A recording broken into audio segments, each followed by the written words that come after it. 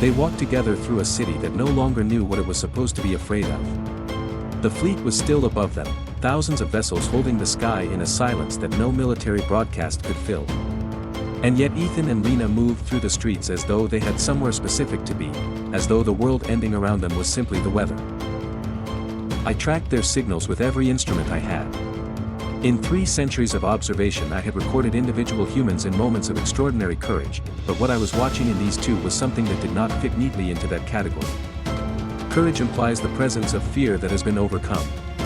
What I read in the frequency Ethan and Lena produced as they walked was something quieter than courage and more difficult to measure. It was the quality of people who had already decided that fear was not going to be the thing that made their choices for them. They stopped at the edge of a wide-open square where a crowd had gathered, not moving in any particular direction, simply standing together in the way people stand when they need to be near other bodies but have no idea what comes next. Lena looked at Ethan and something passed between them that my instruments registered but could not fully translate. Then she turned to face the crowd and she began to speak. I calibrated my sensors to capture every word. She did not shout and she did not plead. She spoke the way someone speaks when they are saying something they have known for a long time and have only just found the courage to say out loud. The enemy is not up there. The enemy is the fear inside us that makes us point at something we do not understand and call it a threat before we have asked a single question. The crowd was quiet in the way crowds go quiet when something they were not expecting reaches them. Some faces turned away. Some faces held still with the particular expression of people hearing a thing they already knew but had not yet allowed themselves to believe.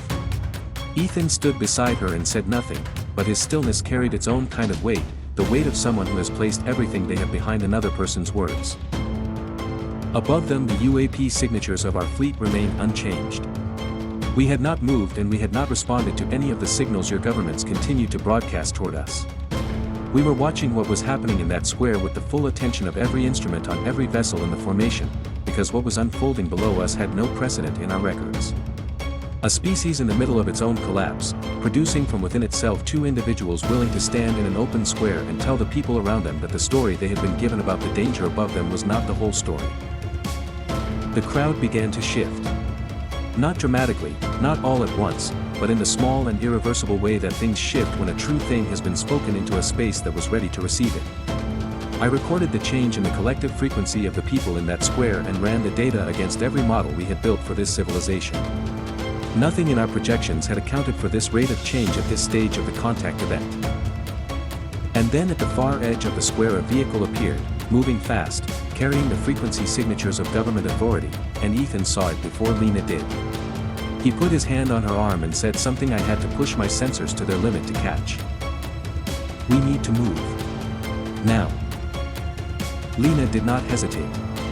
She looked up at the fleet one more time, as though she was making a promise to something she could not yet see clearly, and then the 2 of them turned and disappeared into the crowd just as.